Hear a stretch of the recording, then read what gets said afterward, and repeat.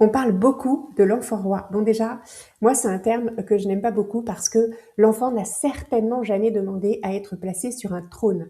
Puis ça reste aussi quand même une minorité, et ça il faut en avoir conscience. Et pourtant, dans certaines familles, le problème il est bien réel. Un enfant roi, ce n'est pas simplement un enfant qui fait une crise, parce que tous les enfants vivent des moments d'opposition. La différence avec lui, c'est la fréquence et l'impossibilité de négocier. Le non, par exemple, va déclencher l'explosion. Il ne va pas supporter la frustration, il impose. Et les parents finissent par céder pour que le calme revienne. Alors, on évite le désaccord, on négocie tout, ou pire, on n'ose même plus poser de règles avec son enfant. Et c'est là que le problème survient. Ajoutez à ça quand même une société qui est très centrée sur l'individu, sur les droits, la satisfaction immédiate, et puis un bombardement publicitaire extrêmement massif.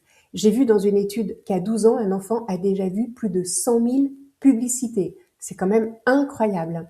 Et ce sont évidemment des messages qui lui disent « tu le veux, donc tu dois l'avoir ». Et quand les parents disent non, bah le choc, forcément, il est un peu brutal.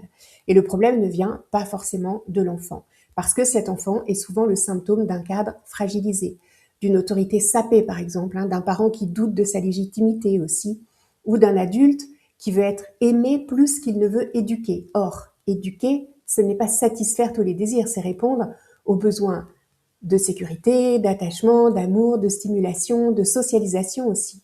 Et en parallèle, il est évidemment essentiel de transmettre des valeurs comme le respect, la responsabilité ou encore l'honnêteté.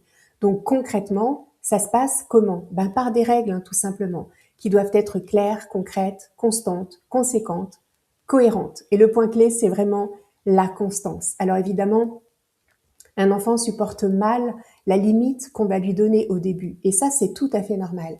Mais il a besoin de cette résistance pour s'ancrer dans la réalité.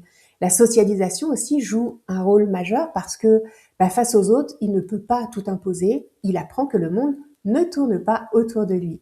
Mais il y a quand même une bonne nouvelle, c'est qu'il n'est jamais trop tard parce que l'enfant apprend constamment, il s'ajuste. Donc si cela t'intéresse, j'ai créé un guide pratique qui est quelque part autour de cette vidéo. Tu y découvriras des conseils qui sont simples, accessibles et validés par les neurosciences. Il va te donner des pistes concrètes, claires et très utiles. Donc profites-en, il est offert. À bientôt!